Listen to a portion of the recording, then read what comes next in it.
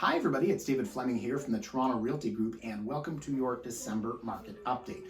Now the average home price in the city of Toronto after going up 4 months in a row, albeit modestly each and every month, now saw a 0.9% drop from October to November. Important to note, of course, that we've now seen 5 months within this very small band from about 1,075,000 to 1,090,000. I call that market stability. The market's not going up, it's not going down, but it is very flat. Now year over year, hard to sugarcoat this figure, down 7.2%. But again, if we want to know what's happening in today's market, we've got to look at those month-over-month numbers. Now, sales were down over 8% from October to November, but that's to be expected because in the last 20 years, we saw sales decline October to November 19 times.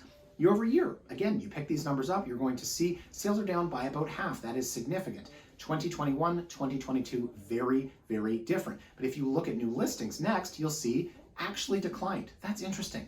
New listings down from October to November when you would almost expect that more people are looking to sell because less, of course, is selling. Now, if you look on a year-over-year basis, we actually see listings have gone down. That is absolutely wild to me. And when we look at active listings and put it all together, we'll see active listings are down on a month-over-month basis. But on a year-over-year, oh my goodness, up 95.7%. That is a huge number. That's about as big a number as we're ever going to see. And that's simply the difference between last year's market and this year's market. Last year, the market was absorbing inventory. Everything was selling. This year, some sellers don't want to move. They don't want to change their price. They're listing, they're relisting over and over, and it certainly shows in the data.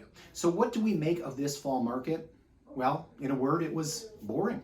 And I mean that. Toronto is so accustomed to a red-hot market, so accustomed to mania and sensationalism that this flat market of prices not really moving and sales down by half didn't really give us a lot of stories to tell. But I think this is great for the market. The market was able to catch its breath, as were all the participants, and I think we're going to see this flat market continue through December into January. But guys, you heard it here first. I do believe that once interest rates normalize in the new year, we're going to see things pick up pretty heavily in the spring.